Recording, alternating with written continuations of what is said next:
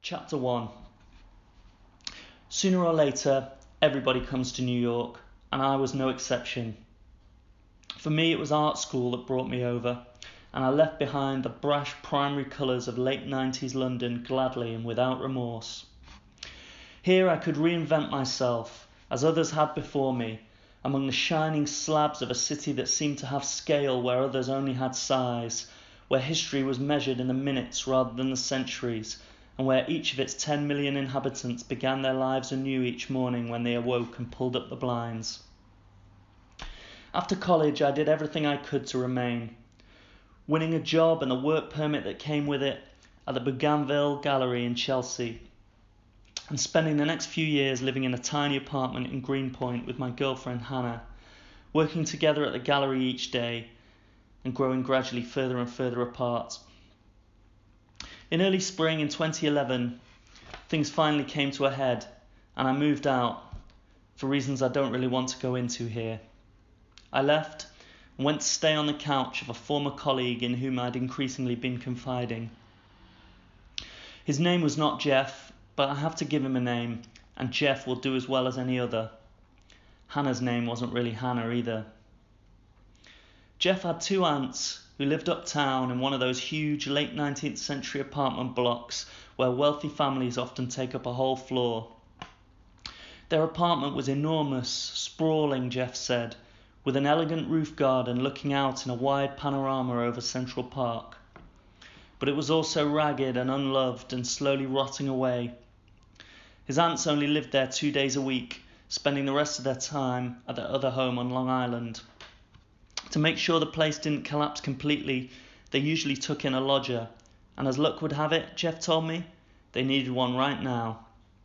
Since I was desperate to find somewhere to live, he would take me round to meet them. We could see whether we hit it off. Far from being desperate to find somewhere to live, I was in fact quite enjoying my evenings in his apartment in Clinton Hill, watching reality TV with his witty and outspoken girlfriend Severin, whose parents had named her after the character in the Velvet Underground song Venus in Furs. But I am a very suggestible person, and I must admit that as Jeff and I talked about it more, I found myself drifting off into an agreeable fantasy about life in that cavernous apartment a stone's throw from Central Park. The white whirl of the Guggenheim visible from the living room window, MoMA, the Met, and I began to feel really quite excited about the whole idea. For the 5 days each week when the Peacock sisters would be away, I would have the whole palatial penthouse to myself, and it was pleasant to feel, even in a vague and materialistic sense, that I would be making some progress in my life after my breakup with Hannah, which I felt had set me back a step as the rest of my friends busied themselves getting married, getting pregnant, getting comfortably settled in for the next stage of life.